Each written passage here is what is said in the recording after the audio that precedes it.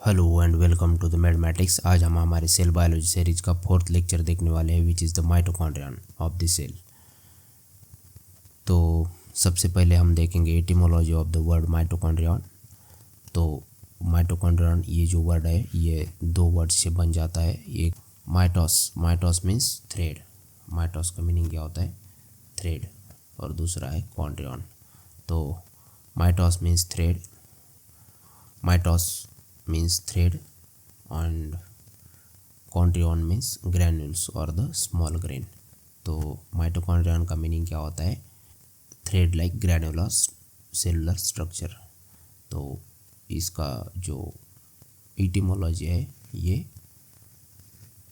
According to etymology इसका meaning क्या होता है थ्रेड लाइक ग्रैनुलर स्ट्रक्चर। तो सबसे पहले साइंटिस्ट लोगों को ये ग्रैन्यूल के जैसा और एक थ्रेड के जैसा कुछ तो भी दिखा था सेल के अंदर, जिसे इन्होंने नाम दे दिया माइटोकॉन्ड्रिया। बस ये इसी कहानी है छोटी सी। तो इसके बाद में हम देखेंगे कि the mitochondria is also known as the power house of the cell. तो आपको पता है ये जैसे समझो ये पावर हाउस है, तो पावर हाउस का काम क्या होता है पावर सप्लाई। तो power supply means energy supply, तो हमें एनर्जी सप्लाई करते हैं। तो हर किसी एक सेल को एनर्जी सप्लाई का काम कौन करता है माइटोकॉन्ड्रिया। तो यही एक रीज़न है कि माइटोकॉन्ड्रिया को हम power house of the cell बोलते हैं। देन हम देखेंगे historical background of the word. ये जो माइटोकॉन्ड्रियन का इवोल्यूशन डिस्कवरी जो है इसके पीछे की कहानी क्या है। तो इसमें सबसे पहले है कि ये जो साइंटिस्ट आपको इस पिक्चर में दिख रहे हैं इनका नाम है अल्बर्ट वॉन कोलिकर। तो अल्बर्ट वॉन कोलिकर ने इन्होंने 1857 में माइटोकॉन्ड्रिया को सबसे पहले ऑब्ज़र्व किया था। तो ये इन्होंने जो ऑब्ज़र्व किया था तो ये किस में किया था, जो इंसेक्ट्स होते हैं इंसेक्ट्स इनके मसल टिश्यू में। तो इनके मसल टिश्यू के अंदर इन्होंने सबसे पहले माइटोकॉन्ड्रिया को देखा था, लेकिन इन्होंने माइटोकॉन्ड्रिया नाम ऐसा कुछ एज सच दिया नहीं था। तो यही एक रीज़न है कि इनको खाली डिस्कवरी का क्रेडिट जाता है। इसके बाद में आते हैं ये मिस्टर, इनका नाम है कार्ल बेंडा। तो इन्होंने 1898 में क्या किया माइटोकॉन्ड्रियन ऐसा नाम दे दिया इस स्ट्रक्चर को, सेलुलर स्ट्रक्चर को। तो तब से हम आज तक इसे माइटोकॉन्ड्रियन ऐसे बोलते हैं। तो सिंगुलर होता है माइटोकॉन्ड्रियन और प्लूरल होता है माइटोकॉन्ड्रिया। तो इसके बाद में हम देखेंगे डायग्राम ऑफ द माइटोकॉन्ड्रिया। तो ये इसमें जो है ये आउटर मेम्ब्रेन है, then matrix, then inter membrane space, then ये inner membrane matrix, circular DNA, F0 F1 ATPase particles and ribosomes. तो ये डायग्राम हम अच्छे से समझेंगे क्या है। तो ये जो माइटोकॉन्ड्रिया है तो ये माइटोकॉन्ड्रिया के ऊपर ये जो है आउटर मोस्ट मेम्ब्रेन। तो ये आउटर मेम्ब्रेन जो है तो ये आउटर मेम्ब्रेन के ऊपर कुछ प्रोटीन्स प्रेजेंट होते हैं, इनका नाम होता है पोरिन प्रोटीन्स, इन्हें बोलते हैं पोरिन प्रोटीन्स। तो बेसिकली यही प्रोटीन होते हैं जिनके थ्रू जो भी बाहर के एंजाइम्स है, बाहर के जो प्रोटीन्स है ये अंदर जा पाते हैं। तो आपको एक बात अच्छे से याद रखनी होगी और ये है कि समझो जो हमारा माइटोकॉन्ड्रिया है ये खाली 15% प्रोटीन्स ही इसके सिंथेसाइज कर सकता है खुद ब खुद। मतलब जो डिपेंडेंसी है बाकी के जो 85% जो है प्रोटीन्स,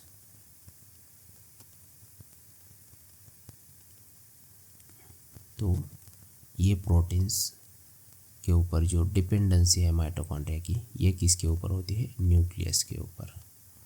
तो इसका जो एनकोडिंग है 85% प्रोटीन्स का जो कि माइटोकॉन्ड्रिया के अंदर लगते हैं किसी भी ज़रूरी फंक्शन को परफॉर्म करने के लिए, ये सभी कहाँ पे बनते हैं न्यूक्लियस के अंदर। तो यही दर्शाता है कि सिम्बायोटिक मैकेनिज़्म कैसे इवॉल्व हुआ था। तो ये बहुत ही इम्पॉर्टेंट है कि आपको जानना कि जो माइटोकॉन्ड्रिया है ये सिम्बायोटिकली ओरिजिनेटेड सेल ऑर्गेनेल है। तो ये बात हो गई बेसिक आउटर मेम्ब्रेन के बारे में। देन इनर मेम्ब्रेन,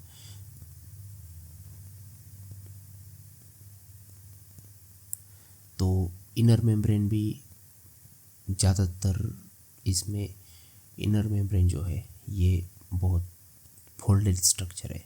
तो इसके एक फोल्ड को हम कहेंगे क्रिस्टा, क्रिस्टा सिंगुलर क्रिस्टा बोलेंगे, और जब प्लूरल होगा तो इसे हम क्रिस्टी बोलेंगे। तो बेसिकली ये जो क्रिस्टी होते हैं इनका काम क्या होता है कि सरफेस एरिया को बढ़ाना। तो इनर मेम्ब्रेन जो है इसका बेसिकली जो फंक्शन है ये डायरेक्टली रिलेटेड है एटीपी के सिंथेसिस से। तो जिन सेल्स के अंदर बहुत ज़्यादा एटीपी की रिक्वायरमेंट होगी उनके अंदर बहुत ज़्यादा क्रिस्टे प्रेजेंट होगी, जिनके अंदर एटीपी की रिक्वायरमेंट कम होगी उनके अंदर क्रिस्टे की जो नंबर है ये कम होएगी। तो ये बात को आप अच्छे से याद रखो। देन अंदर, तो अभी हमने देख लिया outer membrane, then inner membrane, then ये क्रिस्टा, और इसके सबके अंदर होता है मैट्रिक्स। तो ये मैट्रिक्स के अंदर बहुत सारे क्या होते हैं, राइबोसोम्स होते हैं।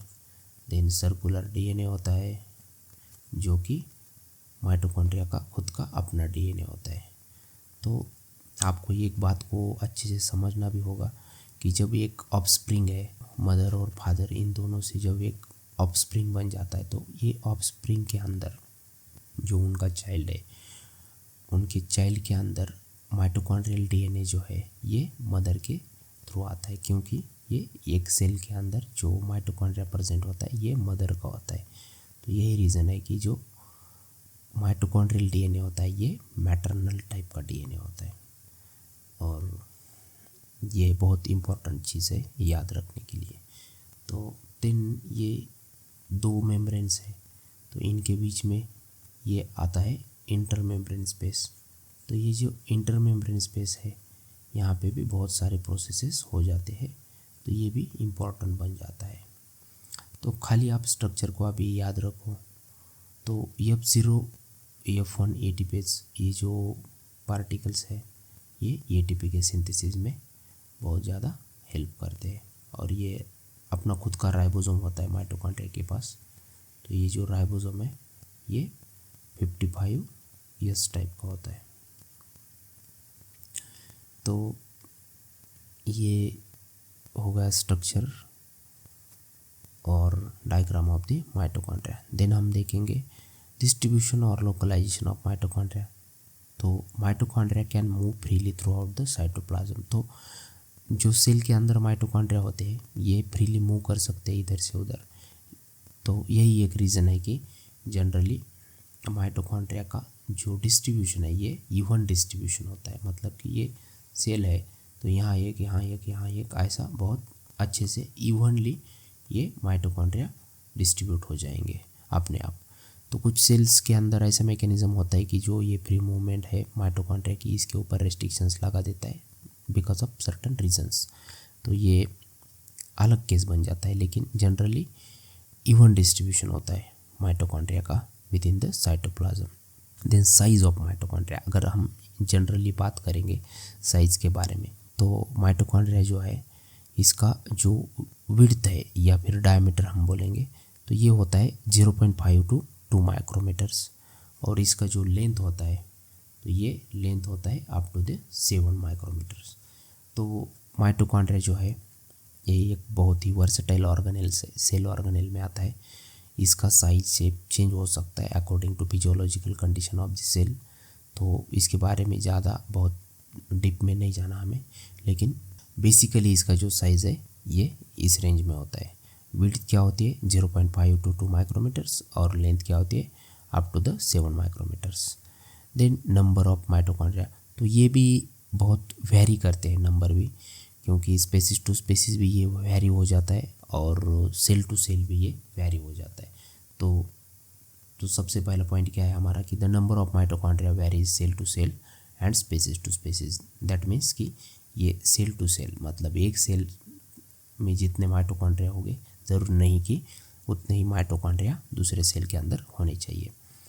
तो और फॉर एग्जांपल सी आर्चिन जो है, सी आर्चिन होते हैं, तो ये सी आर्चिन का जो एग होता है, तो ये इनके एग सेल के अंदर नियर अबाउट 1,40,000 टू 1,50,000 माइटोकॉन्ड्रिया पाए जाते हैं। Then a liver cell of rat, अगर रैट का लीवर सेल है उसके अंदर 500 टू 600 माइटोकॉन्ड्रिया प्रेजेंट होते हैं।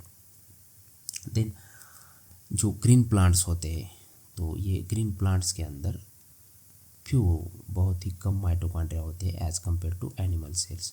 और अगर आप देखोगे कुछ प्लांट सेल्स है जैसे कि यूनिसेलुलर, अगर कोई फोटोसिंथेटिक ऑर्गेनिज्म है तो उनके अंदर ओनली 1 माइटोकॉन्ड्रिया कैन प्रेजेंट, मतलब कि single mitochondria can be present. तो इनके अंदर सिंगल माइटोकॉन्ड्रिया होने का रीज़न क्या है कि इनके पास क्लोरोप्लास्ट होता है जो कि सेम काम करता है एटीपी के सिंथेसिस का। तो यही रीज़न है कि इनको माइटोकॉन्ड्रिया की ज़्यादा ज़रूरत नहीं होती। प्लांट्स जो होते हैं इनको माइटोकॉन्ड्रिया की ज़्यादा ज़रूरत नहीं होती, इसलिए इनके अंदर इनका नंबर कम होता है as compare to animal cells. Then functions of the mitochondria, तो सबसे पहला फंक्शन क्या है माइटोकॉन्ड्रिया का? Synthesis of ATP. तो एटीपी का प्रोडक्शन करना ये बहुत ही इम्पोर्टेंट फंक्शन है। Then regulation of metabolic activities, तो बहुत सारी मेटाबॉलिक एक्टिविटीज़ होती है बॉडी के अंदर, मतलब कि यूरिया साइकिल है ये, और भी फैटी एसिड का जो मेटाबॉलिज्म है, ये सभी चीज़ें माइटोकॉन्ड्रिया के अंदर हो जाती है। देन अपोप्टोसिस का regulation, apoptosis means programmed cell death, programmed cell death. हमारी बॉडी जो है, ये बॉडी के अंदर अपोप्टोसिस टाइप का एक मैकेनिज्म होता है जिसमें सेल जो होती है इस सेल को डिस्ट्रॉय कर दिया जाता है, क्योंकि अगर सेल कुछ मिसबिहेव कर देती है या फिर उसमें कुछ डिसेबिलिटीज आ जाती है तो बॉडी ये मैकेनिज्म फॉलो करती है। तो इसमें सबसे इम्पोर्टेंट रोल कौन प्ले करता है? माइटोकॉन्ड्रिया। अपोप्टोसिस का मीनिंग क्या होता है? Programmed cell death. Then another function of mitochondria calcium ions का रेगुलेशन, और माइटोकॉन्ड्रिया सेल सिग्नलिंग के अंदर भी बहुत इंपॉर्टेंट रोल प्ले करता है। तो इस लेक्चर में इतना ही। तो ये लेक्चर देखने के लिए थैंक यू। अगर आपको ये लेक्चर अच्छा लगता है तो कृपया हमारे चैनल को सब्सक्राइब कीजिए। Thank you.